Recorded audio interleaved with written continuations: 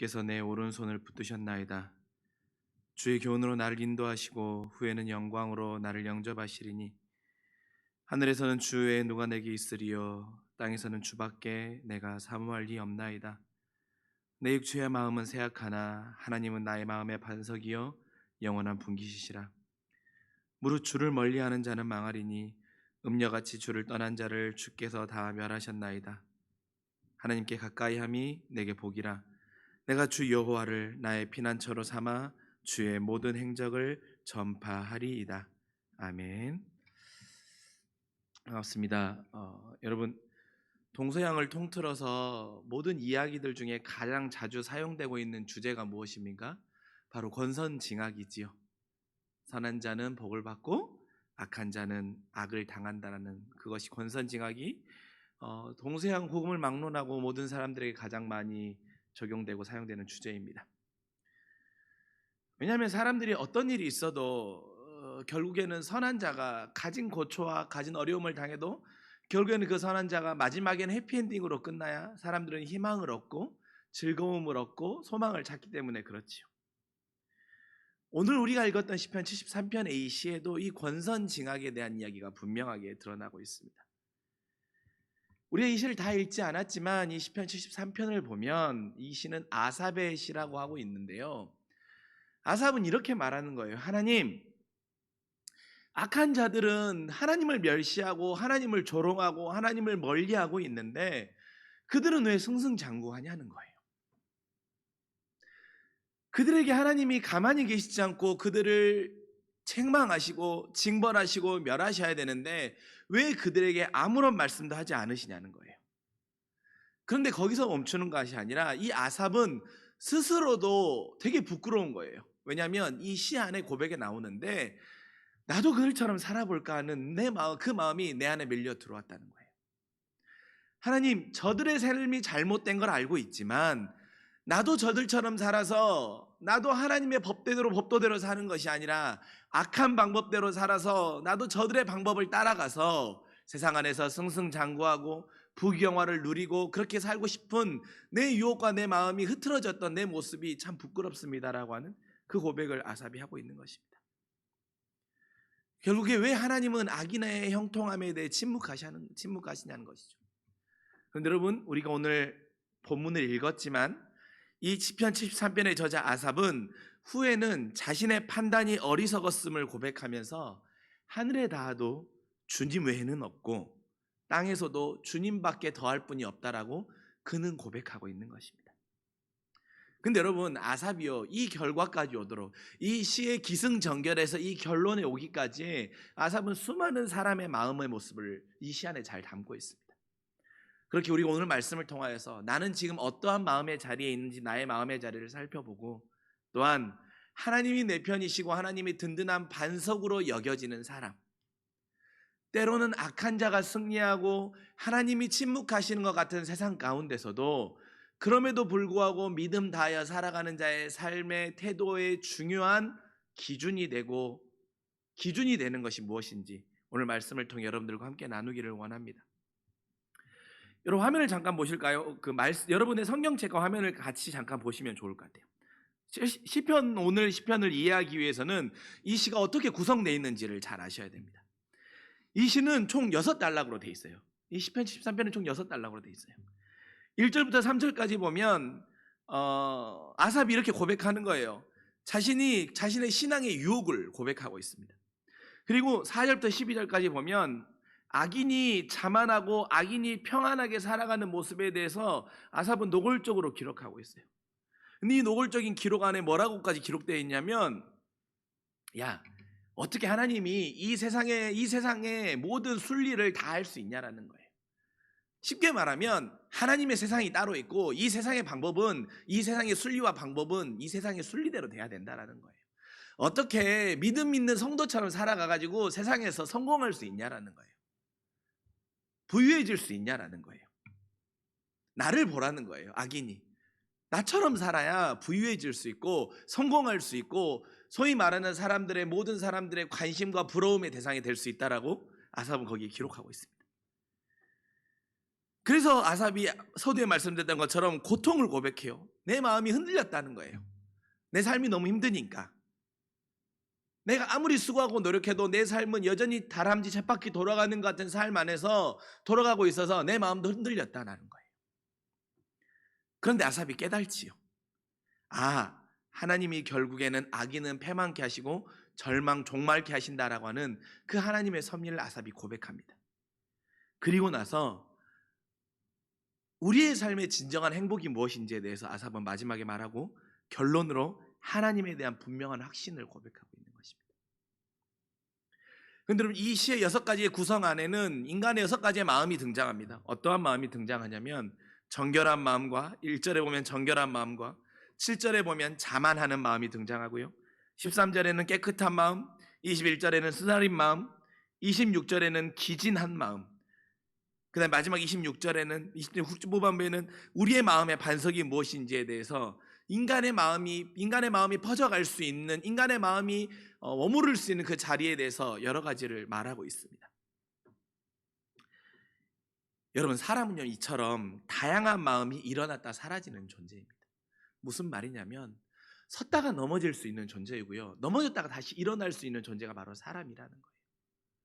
내가 섰다 교만할 때 넘어질 수 있는 존재이고, 내가 세상 앞에 굴복해서 넘어져서 다시 일어설 수 없다라고 여길 수 있지만, 아니, 우리는 그리스도의 힘으로 다시 일어날 수 있는 그런 존재임을 아삽은 고백하고 있는 것입니다. 여러분, 아삽이요 그냥 평범한 시인이 아니고요, 하나님을 향한 많은 시를 지었던, 그 다윗 이 다음으로 가장 많은 시를 지었던 하나님을 찬양하는 자였어요. 그런 아삽도 이러한 자신의 마음의 여러 가지의 자리에 넘어졌다, 일어났다, 때로는 흔들렸다, 유혹에 넘어졌다가 그랬던 우리의 모습을 보여주고 있는 것입니다. 그렇다면 여러분, 정결한 마음으로 항상 살고 싶고 거룩한 삶을 살고 싶은 우리가 미끄러지고 넘어지는 그 이유는 무엇입니까? 아삽은 오늘 시에서 우리가 넘어지는 이유에 대해서 부러움과 시샘이라고 그 이유를 밝혀주고 있습니다. 말씀을 보면 어리석은 자들이 고생을 전혀 모르는 삶을 사는 거예요. 악하게 살아도 쓰라림을 모르고 도리어 승승장구하는 것입니다. 그들끼리 낄낄거리면서 심지어 믿음을 고백하는 신앙인들도 그들의 말에 솔깃해서 물들어가고 신앙인이 넘어지는 모습을 아삽은 너무나도 많이 보는 거예요. 그리고 그들이 11절에 하나님이라고 별 수 있느냐, 하나님이라고 어떻게 세상 일을 다 알 수 있겠는가라고 하면서 조롱도 서슴없이 내뱉고 있는 모습을 오늘 시편의 아삽은 기록하고 있는 것입니다. 그런데 아삽이 이거에 대해서 자신이 분개하고 분노하고 그럼에도 불구하고 믿음으로 승리하는 자의 삶이 빛나구나라고 하는 그것이 아니라 15절의 고백처럼 나도 저들처럼 그렇게 살고 싶은 유혹에 넘어졌었던 자신의 솔직함을 고백하는 것입니다. 15절에 보면 나도 그들처럼 살고 싶었으나라고 하면서 흔들렸던 자신의 마음을 기록하고 있는 거예요. 왜냐하면 악인들이 하나님이라고 별 수 있겠냐라는 거예요. 하나님이라고 세상 일을 다 할 수 있겠어? 하는 말은 어떻게 세상이 말씀대로만 살면 될 수 있냐라는 거예요. 이거는 철없는 소리라는 거예요. 근데 여러분, 정말로 세상의 가치관과 기준으로 보면 이 말이 맞아요. 말씀대로 살면 때로는 손해보는 일이 더 많을 수도 있어요. 말씀대로 살면 때로는 포기해야 될 것들이 더 많을 수 있어요. 그래서 사실은 말씀대로 사는 것은 좁은 길로 가는 거예요. 말씀대로 살면 승승장구할 것 같지만 그렇지 않은 일들이 더 많고, 그렇지 않은 일들이 더 많이 경험하는 것을 우리가 많이 경험하고 우리가 삶 속에서 그렇게 살아가고 있지 않습니까?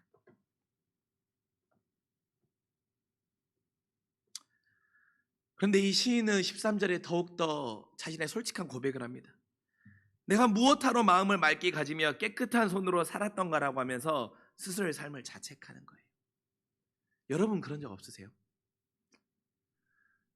내가 무엇하러 나도 세상에서 성공하고 싶고 세상에서 사람들의 부러움의 대상이 되고 싶고 높은 자리에도 올라가고 싶은데 결국엔 내가 믿음을 지키다 보니까 너무나도 많은 것들을 손해보고 때로는 포기해야 되고 때로는 가지 말아야 하고 때로는 선택하지 말아야 하는 그것들 때문에 보았던 수많은 손해들 때문에 내 삶의 지금 모습을 보니까 내가 무엇하러 마음을 맑게 갖고 깨끗한 손으로 살았지? 하면서 한탄하고 후회한 적은 없으시냐는 말입니다. 제하는 사는 사실 그런 마음들도 많이 있습니다. 내가 무엇하러 목회자의 길을 선택하였어? 차라리 내가 목회자의 길을 선택하지 아니하고 다른 길을 선택하였다면, 아니 그보다 더 노골적으로 내가 만약에 예수님을 몰랐었다라고 한다면 세상의 방법대로 세상의 순리대로 살아가면서 악한 일에 하고 악한 것에 피를 묻히고 악한 일을 서슴지 않게 해도 내 양심의 가책은 느낄지 모르지만 또 하나의 다른 모습으로 그것들을 씻어버리고 살도 아무 문제 없을 텐데, 내가 왜 예수님을 믿고 내가 왜 목회자의 길을 걸어가면서 이러한 어려움과 이러한 비난과 조롱의 소리를 들어야 하나? 라고 하는 한탄과 책망과 원망의 마음을 가져본 적이 있었습니다. 여러분, 이처럼 인간에게는요, 누군가 상대방의 대상을 바라보면 부러움과 시샘이 생기는 건 당연합니다. 그건 본능이에요.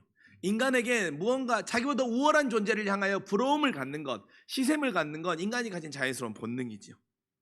여러분, 일면식도 없는 사람들끼리요 모이는 자리에서 누군가 모든 사람이 잘 아는 명품을 들고 나타나잖아요. 그러면 그 사람의 삶의 스토리를 모른다고 해도 사람들은 그 사람을 부러움과 시샘으로 바라보고, 심지어는 어떻게 느끼냐면 내가 그 사람보다 좀 더 아래에 있는 사람은 아닌가라고 하는 자기 스스로 자기의 점수를 그렇게 매겨버리는 거예요. 왜?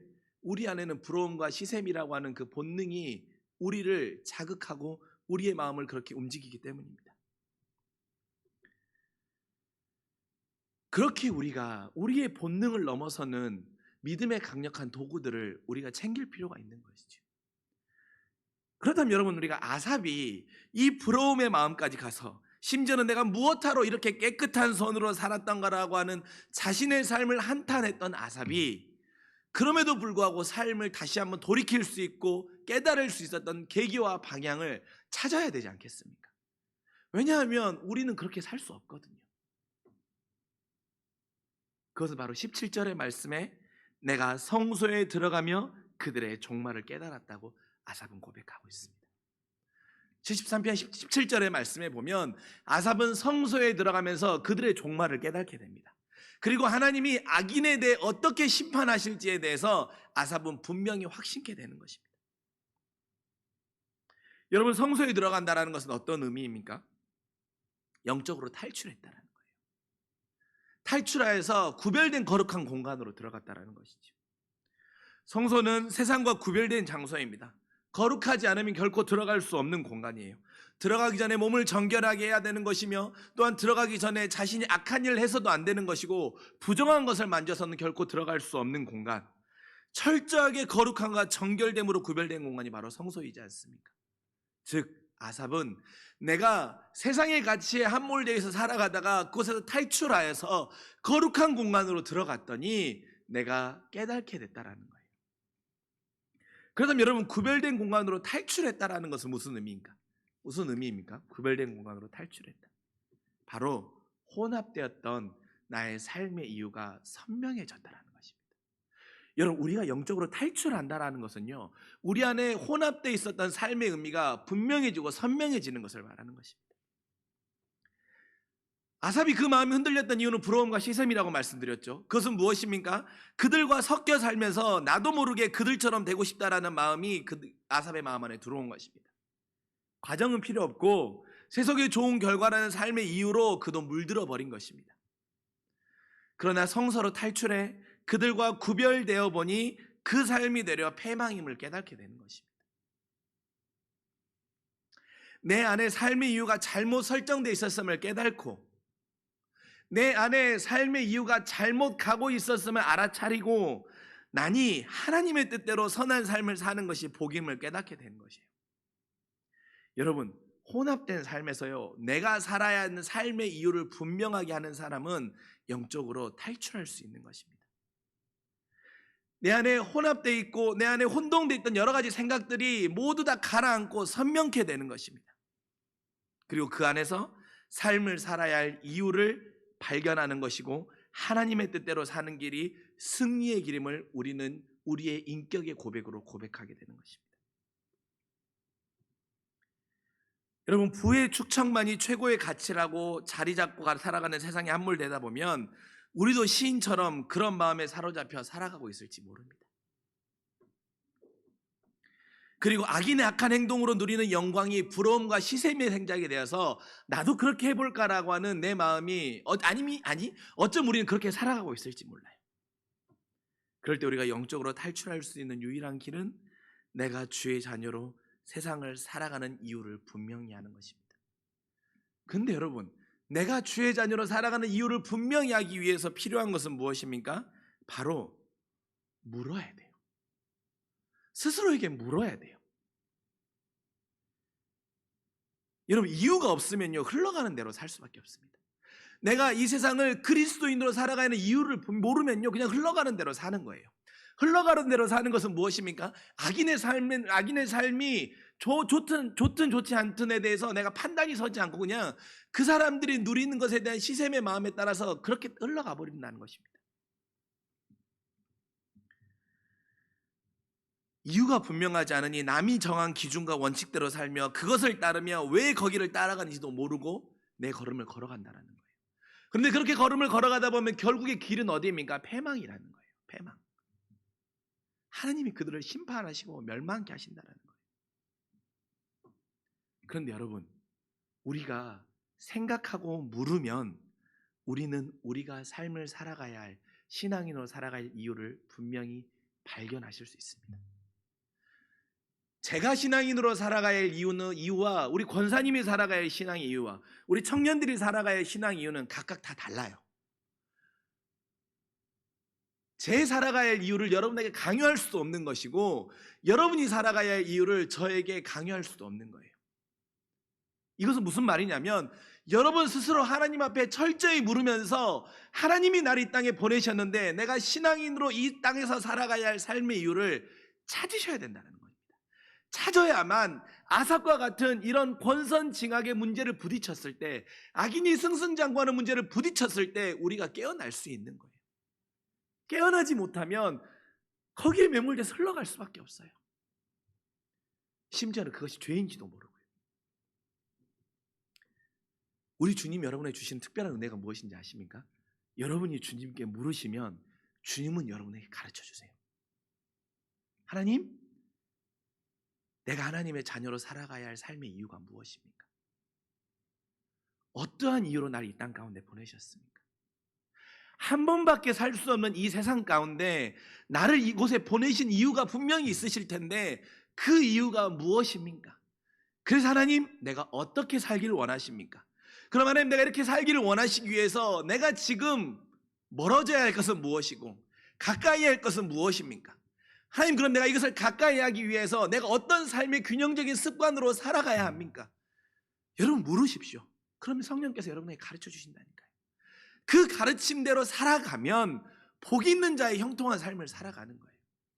비록 악인과 같은 많은 세상의 복을 누리지는 못한다고 할지라도 결코 그것이 부럽지 않는 거예요. 왜? 나는 내 삶의 이유가 분명하기 때문입니다. 그렇게 살아가는 성도 여러분, 우린 오늘, 내일, 그리고 평생을 살아갈 때 내가 주의 자녀로 내 삶을 살아가는 그 이유를 주님께 물음으로 발견할 수 있는, 그래서 세상에 매몰되어 있어서 세상에 혼합되어 있어서 내가 이 땅을 살아가는 이유조차도 잊어버리고 살아가는 어리석은 삶이 아니라 성소로 탈출해 내 삶의 이유를 분명히 발견할 수 있는 은혜와 결단이 우리 안에 있기를 간절히 소망합니다. 여러분, 그리고 나서 시인은 시의 마지막에 자신의 행복과 하나님에 대한 확신을 고백하고 있습니다. 여러분, 우리가요 신앙인의 삶의 이유가 분명해지면 하나님이 우리에게 주시는 은혜가 있습니다. 여러분이 내가 신앙인으로 이 땅 가운데 살아간 이유를 분명히 발견하잖아요. 그럼 하나님이 여러분에게 주신 은혜가 있는데, 첫 번째는 여러분이 사모하는 대상을 하나님이 바꾸어 주세요. 여러분이 갈망하는 대상을 하나님이 바꾸어 주신다는 거예요.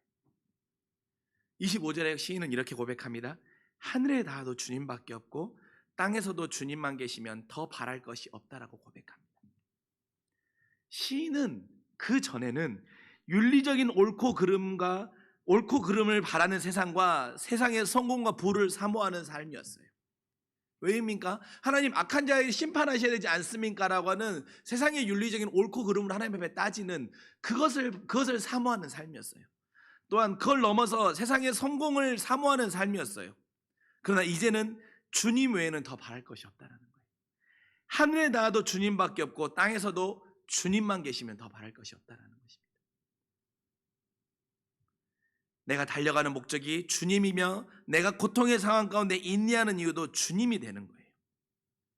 이렇게 주님은 우리가 사모하는 대상을 바꾸어 주십니다.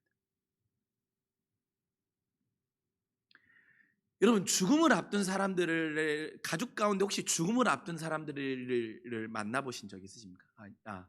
여러분의 부모님이나 여러분의 가까운 친척이나 이런 분들의 임종을 앞둔 상황이 있는 분들이 아마 계실 거예요. 아니면 그걸 경험해 보신 분들이 있을 것입니다. 그럴 때 여러분, 그분이 아무리 많은 재산을 가지고 있다고 하더라도, 그분이 아무리 세상에서 존경받는 삶을 살았다고 할지라도, 그분의 삶 가운데, 그 입술의 고백 가운데 하늘에 닿아도 주님밖에 없고 땅에서도 주님만 계시면 더 바랄 것이 없다라는 고백을 그 입술에서 나오지 않으면 어떻습니까? 남아있는 가족은 정말 마음이 타들어갈 수밖에 없습니다.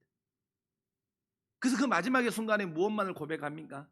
다른 아무것도 바라지 않고 하나님을 영접하고 천국에서 꼭 다시 만날 수 있는 구원의 확신을 심는 것에 온 가족이 마음을 다하는 모습을 신방을 가거나, 아니면 여러분도 그런 일을 경험해 보신 적이 있으실 것입니다.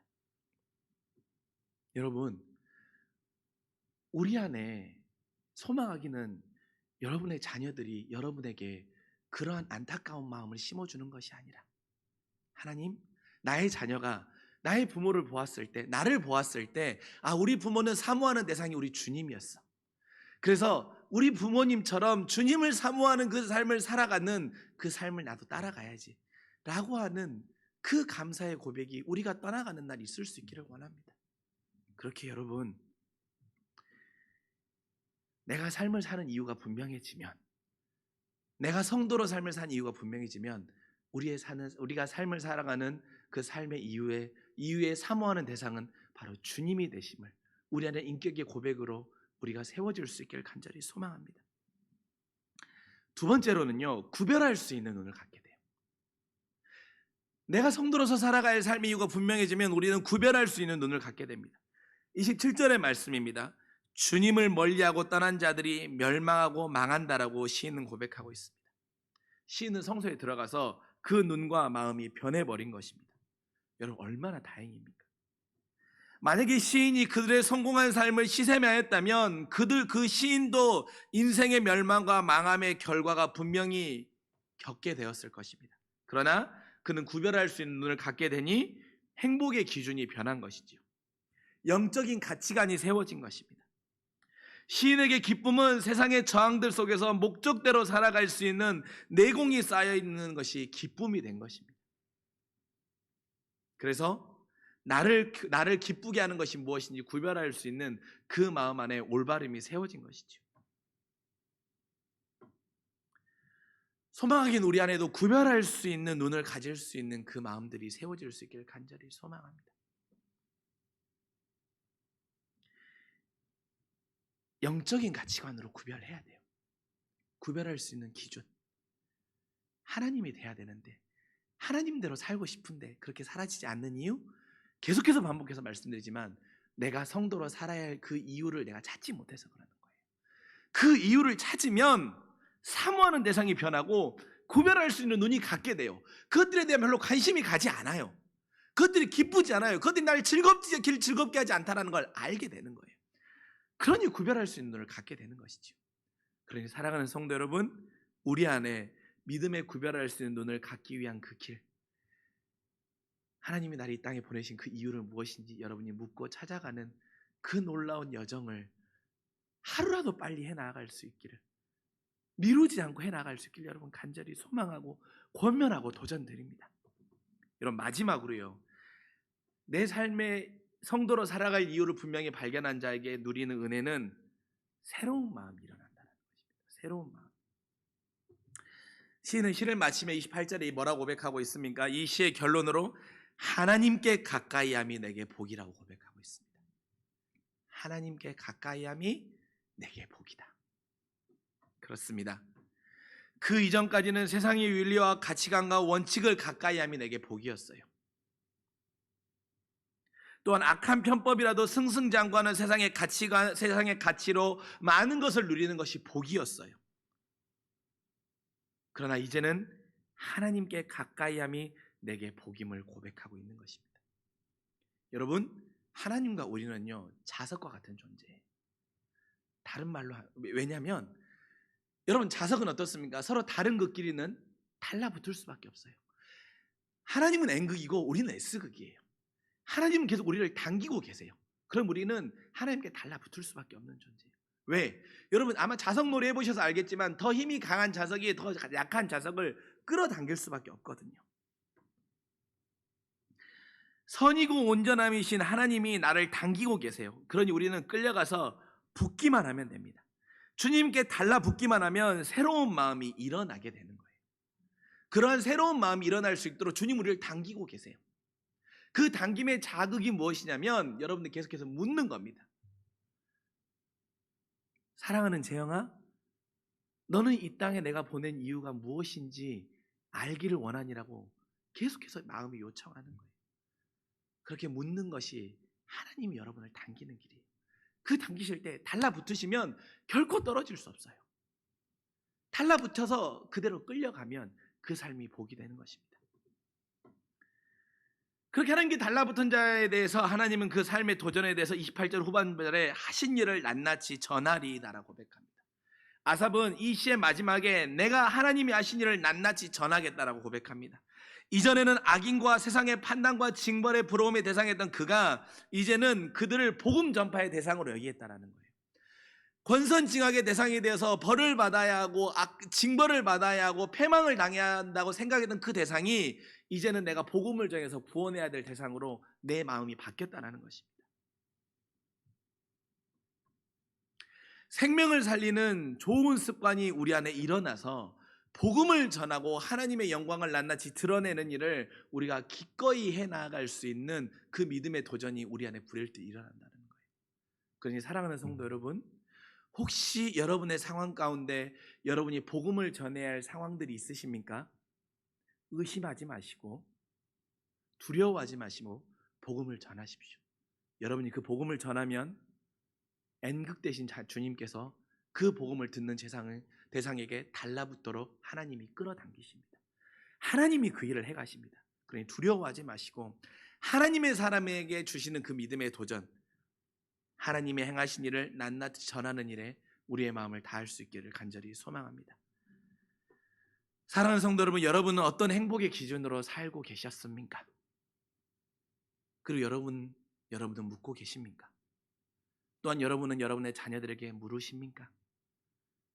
하나님이 여러분을 이 땅 가운데 보낸 이유는 무엇입니까? 또한 여러분의 자녀에게 이렇게 물어봐 보셨습니까? 하나님이 너를 이 땅 가운데 보내신 이유가 무엇일까? 그 답은 고사하고 그 물음이 여러분들 안에 있으십니까? 그 물음이 있으면 성령께서 여러분에게 그 답을 알려주실 것입니다. 아니, 우리는 그 답을 알고 있습니다. 우리가 삶을 살아갈 이유는 바로 주님 때문입니다. 그렇다면 여러분 정말로 주님이십니까? 그래서 하나님께 달라붙는 것이 여러분에게 복이며 삶의 이유이십니까? 그렇다면 여러분은 아주 잘 사는 인생입니다. 그리고 여러분의 인생은 여러분이 이 세상을 떠나는 그날까지 형통할 것입니다. 여러분, 우리의 인생의 행복은 외부에서 채워지는 것이 아니라 내 안에서 솟아나는 것입니다.